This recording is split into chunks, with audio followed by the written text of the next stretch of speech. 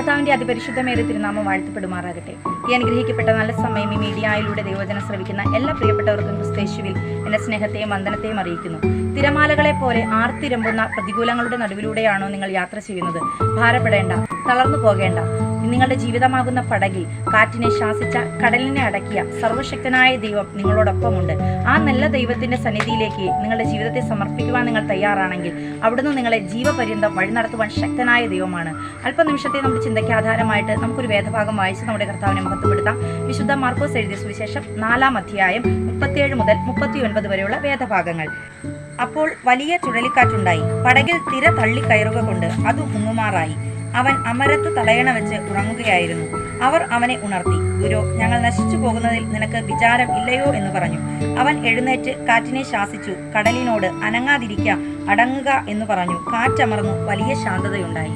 സർവശക്തനായ ദൈവം തന്റെ ശിഷ്യന്മാരോടും പുരുഷാരത്തോടും ദൈവരാജ്യത്തെക്കുറിച്ച് സംസാരിച്ചതിന് ശേഷം സന്ധ്യയായപ്പോൾ തന്റെ ശിഷ്യന്മാരുമൊത്ത് കടലിലൂടെ യാത്ര ചെയ്തപ്പോൾ കർത്താവ് അമരത്ത് തലയണ വെച്ച് ഉറങ്ങുകയായിരുന്നു. എന്നാൽ കാറ്റ് പ്രതികൂലമാകൊണ്ട്, വളരെ ചുഴലിക്കാറ്റ് ആ കടലിൽ ഉണ്ടായതുകൊണ്ട് ആ പടക് മുങ്ങുവാൻ തക്കവണ്ണമുള്ള പ്രതികൂലം അവർക്ക് നേരെ ആഞ്ഞടിച്ചപ്പോൾ കർത്താവിന്റെ അരികിലേക്ക് തന്റെ ശിഷ്യന്മാർ കടന്നു വന്നിട്ട് ഇപ്രകാരം പറഞ്ഞു, ഗുരു, ഞങ്ങൾ നശിച്ചു പോകുന്നതിൽ നിനക്ക് വിചാരം ഇല്ലയോ?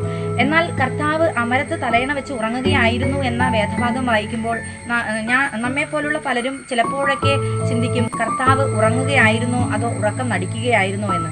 ഞാൻ വിശ്വസിക്കുന്നത് കർത്താവ് ഉറക്കം നടിക്കുകയായിരുന്നില്ല, കർത്താവ് ഉറങ്ങുക തന്നെയായിരുന്നു. കാരണം താൻ ദൈവമായിരിക്കെ, താൻ പൂർണ്ണമായും ദൈവമായിരിക്കെ പൂർണ്ണ മനുഷ്യനായി തന്നെയാണ് ഈ ഭൂമിയിലേക്ക് കടന്നു വന്നത്. എന്നാൽ ഇതേപോലെയുള്ള ഒരു സന്ദർഭത്തിലൂടെ കടന്നു പോകുന്ന മറ്റൊരു വ്യക്തി വിശുദ്ധ വേദപുസ്തകത്തിൽ ഉറങ്ങുന്നതായിട്ട് നമുക്ക് കാണുവാനായിട്ട് സാധിക്കും.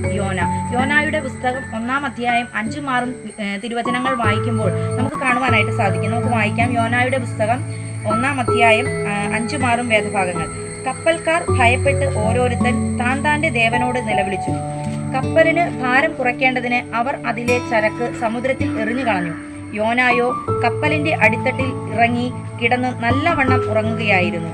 ഈ വേദഭാഗങ്ങളൊക്കെ വായിക്കുമ്പോൾ നമുക്ക് കാണുവാനായിട്ട് സാധിക്കും, ഇതേപോലെയുള്ള വലിയൊരു പ്രതികൂലത്തിന്റെ നടുവിൽ ആ കടലിലുണ്ടായ വലിയ ഒരു ചുഴലിക്കാറ്റ് നിമിത്തം യോനായും തൻ്റെ കൂടെയുള്ളവരും സഞ്ചരിച്ച കപ്പൽ മുങ്ങുവാൻ തക്കവണ്ണം പ്രതികൂലം അവർക്ക് നേരെയും ആഞ്ഞടിച്ചു. എന്നാൽ ദൈവഭക്തനായിരുന്ന യോന കപ്പലിന്റെ അടിത്തട്ടിൽ നല്ലവണ്ണം സുഖമായി ഉറങ്ങുന്നതായിട്ട് കാണുവാനായിട്ട് സാധിക്കുന്നു.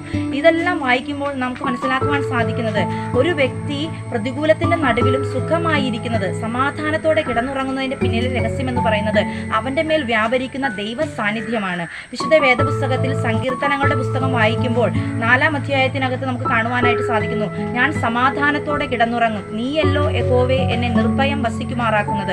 ഏത് പ്രതികൂലത്തിന്റെ നടുവിലൂടെയാണോ നാം യാത്ര ചെയ്യുന്നത്, ആ പ്രതികൂലത്തിന്റെ മധ്യത്തിൽ നാം തളർന്നു പോകാതെ, തകർന്നു പോകാതെ, താളടിയായി പോകാതിരിക്കുവാൻ തക്കവണ്ണം നമ്മെ താങ്ങുന്നത് ദൈവത്തിന്റെ സാന്നിധ്യമാണ്. ആ ദൈവ സാന്നിധ്യത്തെ നാം സ്വീകരിച്ച് ആ ദൈവ സാന്നിധ്യത്തിലൂടെ നാം നടക്കുവാൻ തയ്യാറാകുമ്പോൾ നമ്മെ വഴി നടത്തുന്ന, നമ്മുടെ ഹൃദയത്തിനകത്ത് സമാധാനം തരുന്ന ആ നല്ല ദൈവത്തെ നമുക്ക് കാണുവാനായിട്ട് സാധിക്കും. വിശുദ്ധ വേദപുസ്തകത്തിനകത്ത് ഇപ്രകാരം ഒരു വാക്യമുണ്ട്, ഞാൻ എൻ്റെ സമാധാനം നിങ്ങൾക്ക് തരുന്നു, അത് ലോകം തരുന്നത് പോലെയല്ല.